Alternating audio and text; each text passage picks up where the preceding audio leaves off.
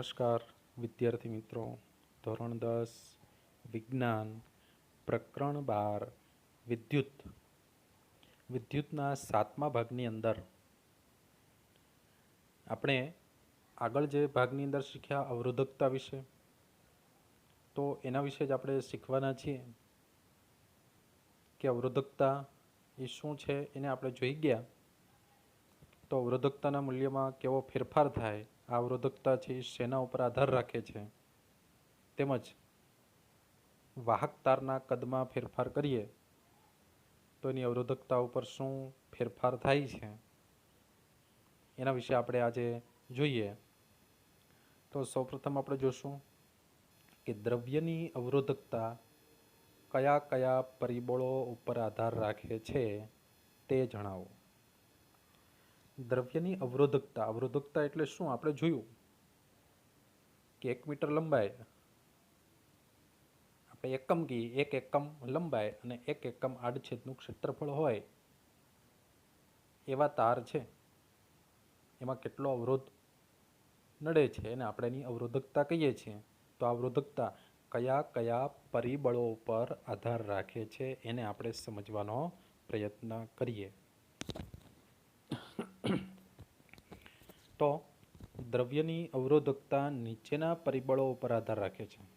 દ્રવ્યની અવરોધકતા છે કયા પરિબળો ઉપર આધાર રાખે છે? પહેલું તો દ્રવ્યનો પ્રકાર અથવા તો જાત, કે આ દ્રવ્ય છે એ કેવું છે. એની અવરોધકતા દ્રવ્યના પ્રકાર ઉપર એટલે કે એની જાત ઉપર આધાર રાખે છે. દ્રવ્ય છે એ એલ્યુમિનિયમ છે, કોપર છે, નિક્રોમ છે, લોખંડ છે, આમ એના પ્રકાર અને જાત ઉપર આધાર રાખે છે. બીજું, દ્રવ્યના તાપમાન, કે દ્રવ્યનું તાપમાન કેટલું છે. તાપમાન વધે તો એની અવરોધકતાના મૂલ્યમાં ફેરફાર થાય, તાપમાન ઘટે તો એની અવરોધકતાના મૂલ્યમાં પણ ફેરફાર થાય. તો તાપમાન ઉપર આધાર રાખે છે. અને અમુક અંશે તેના ઉપર લાગતા દબાણ, કે વાહક છે એના ઉપર દબાણ કેવું છે, વોલ્ટેજ કેટલા દબાણથી આવે છે. તો આ દબાણ છે, જો વોલ્ટેજ વધારે દબાણથી આવતો હોય તો અવરોધકતા ઓછી નડે, ઓછા દબાણથી આવતો હોય તો અવરોધકતા છે એ વધારે નડે. તો આવા બધા પરિબળો ઉપર અવરોધકતાનું મૂલ્ય છે એ આધાર રાખે છે. હવે આપણે જોઈએ તો તાપમાન વધારવાથી ધાતુ પદાર્થોની અવરોધકતા વધે છે, જ્યારે અર્ધવાહકોની અવરોધકતા ઘટે છે. તાપમાનની અસર ધાતુ તત્વ અને અર્ધવાહકો છે આ બંને ઉપર જુદી જુદી અસર કરે છે. કે ધાતુ પદાર્થો હોય એના ઉપર જો એનું તાપમાન વધી જાય તો એની અવરોધકતા પણ સાથે સાથે વધી જાય છે, એટલે વિદ્યુત ધીમો પડી જાય છે એમાં. પણ જ્યારે અર્ધવાહકો હોય, સિલિકોન, જર્મેનિયમ વગેરે જેવા અર્ધવાહકો હોય, એનું જ્યારે તાપમાન વધે ત્યારે એની અવરોધકતા ઘટે છે, એટલે કે એમાં ઝડપથી વિદ્યુત પ્રવાહ છે એ વહેવા લાગતો હોય છે.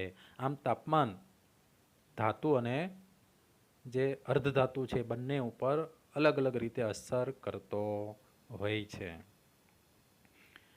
ત્યાર પછી આપણે જોઈએ તો તાપમાનના વધારા સાથે મિશ્ર ધાતુની અવરોધકતા શુદ્ધ ધાતુની સરખામણીમાં ખૂબ ધીમે ધીમે વધે છે.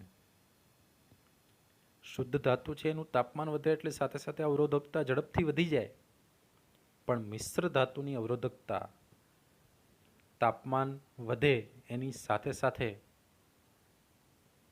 મિશ્ર ધાતુની પણ અવરોધકતા વધે છે, પણ એ ધીમે ધીમે અવરોધકતા વધે છે. જ્યારે ધાતુ તત્વો હોય તો એની અવરોધકતા ઝડપથી વધે, એની સરખામણીમાં મિશ્ર ધાતુની અવરોધકતા તાપમાનના વધારા સાથે ધીમે ધીમે વધે છે. માટે કહી શકાય કે મિશ્ર ધાતુઓની અવરોધકતા શુદ્ધ ધાતુની અવરોધકતા કરતાં 100 ગણી હોવાથી તે તાપમાનથી સ્વતંત્ર છે, તાપમાનથી લગભગ સ્વતંત્ર છે. મિશ્ર ધાતુની અવરોધકતા છે શુદ્ધ ધાતુની અવરોધકતા કરતાં 100 ગણી વધારે છે. આમ બેયમાં ઘણો બધો તફાવત છે. શુદ્ધ ધાતુની અવરોધકતા છે એના કરતાં મિશ્ર ધાતુની અવરોધકતા ઘણી વધારે, કેટલી 100 ગણી વધારે છે. માટે બંને ઉપર તાપમાનની અસર સ્વતંત્ર રીતે અલગ અલગ રીતે થાય છે. આમ બંને તાપમાનથી લગભગ સ્વતંત્ર છે. એટલે કે ધાતુ તત્વ હોય તો એમાં તાપમાન વધે તો તરત જ એની અવરોધકતા વધી જાય, પણ મિશ્ર ધાતુ છે એમાં તાપમાન વધે તો એની અવરોધકતા ધીમે ધીમે વધારો થાય છે. અવાહકોમાં મુક્ત ઇલેક્ટ્રોનની ગેરહાજરી હોવાથી તેની અવરોધકતા ખૂબ ઊંચી હોય છે. અવાહકોમાં, જેમાં વિદ્યુતનું વહન થઈ શકતું જ નથી, આવા અવાહકો છે એમાં મુક્ત ઇલેક્ટ્રોન ખૂબ વધારે હોય, અને મુક્ત ઇલેક્ટ્રોનની સંખ્યા ખૂબ વધારે હોવાથી એનું તાપમાન કેવું હોય છે? તો કે એનું તાપમાન ખૂબ વધે તો પણ એની અવરોધકતામાં ખૂબ ઓછો ફેરફાર થાય છે. અલ્પ પ્રમાણમાં અવરોધકતામાં ઘટાડો થાય છે. બહુ ઝાઝો ફરક નથી હોતો, કેમ કે અવાહકો છે એમાં ઇલેક્ટ્રોનની ગેરહાજરી છે. મુક્ત ઇલેક્ટ્રોનની ગેરહાજરી એટલે વિદ્યુતનું વહન થઈ શકતું નથી, એટલે એની અવરોધકતા ખૂબ ઊંચી છે. પણ છતાંય એને ખૂબ આપણે ગરમ કરીએ છીએ ત્યારે અવરોધકતામાં થોડોક અમથો ઘટાડો થાય છે, જે એકદમ સામાન્ય હોય છે. તો અહીંયા અવરોધકતામાં કેવો ફેરફાર થાય એના વિશે આપણે જોયું. ત્યાર પછી આપણે જોઈએ તો કે એલ લંબાઈના વાહકનો અવરોધ આર છે. કોઈ પણ આપણી પાસે એક તાર છે, એની લંબાઈ એલ છે, આવો વાહક છે, એનો અવરોધ કેટલો? આર છે. જો આ તારને નિયમિત રીતે ખેંચીને એની લંબાઈ કેટલી કરીએ છીએ? એન ગણી, એટલે એન એલ કરીએ છીએ. લંબાઈ એલ છે એને આપણે એન ગણી ખેંચીએ એટલે એન એલ જેટલી એની લંબાઈ થઈ જાય છે. તો હવે તારનો નવો અવરોધ કેટલો હશે? હવે જે આપણને તાર મળે છે એનો અવરોધ કેટલો થઈ જશે? તારને આપણે ખેંચાણ કરીએ છીએ, એટલે કે તારને ખેંચી તેની લંબાઈ વધારતા એનું કદ બદલાતું નથી, એમાં આપણે ધારી લેવાનું છે. કદમાં કોઈ ફેરફાર થતો નથી, કારણ પેલા ટૂંકો તાર છે, લંબાઈ કરીએ આપણે ખેંચીએ એટલે લાંબો થઈ જાય તો એનું ક્ષેત્રફળ ઘટી જતું હશે, એટલે એના કદમાં કોઈ ફેરફાર થતો નથી. માત્ર એની લંબાઈ એલ હતી, એને ખેંચીએ તો એન એલ જેટલી એની લંબાઈ થઈ જાય છે, પણ એનું ક્ષેત્રફળ ઘટી જતું હશે.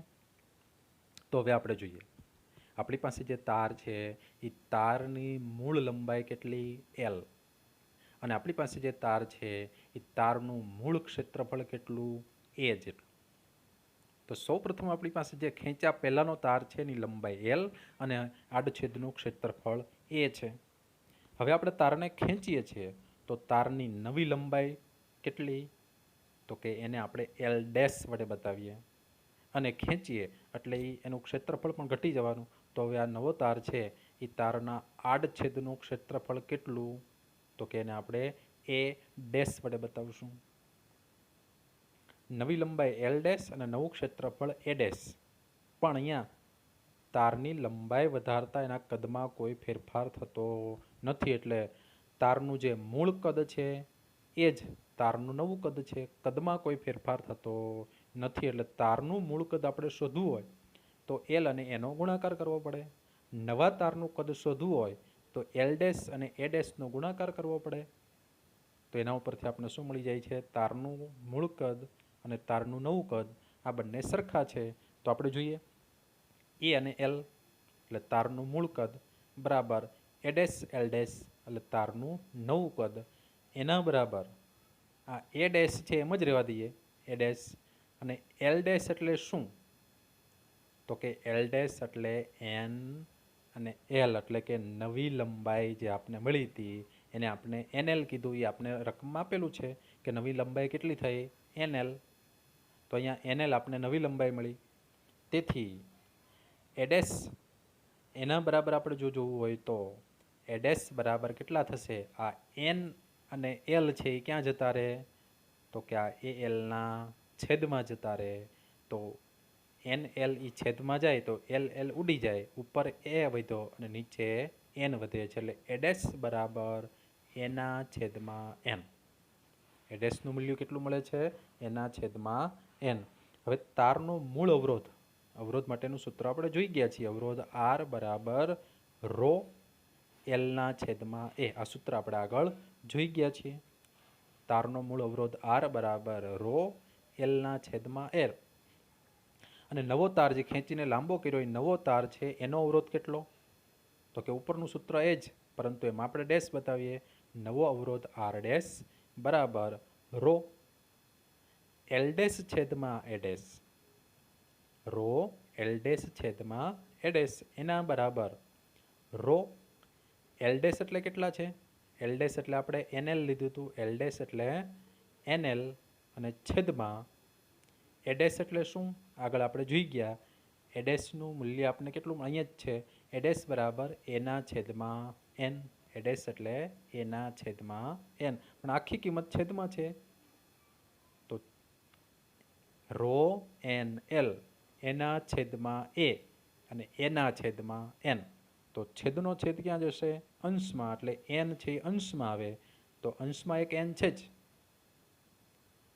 તો અહીંયા આપણે જોઈએ કે આ છેદનો છેદ એન એ ક્યાં જશે? અંશમાં. તો અંશમાં જાય ત્યારે અંશમાં એક એન છે અને આ એન ઉપર આવે તો અંશમાં એન સ્ક્વેર થઈ જાય, રો એન સ્ક્વેર, અને એની સાથે આપણે શું લઈશું? એલ, અને છેદમાં શું વધ્યો? એ. એટલે શું બનશે સૂત્ર?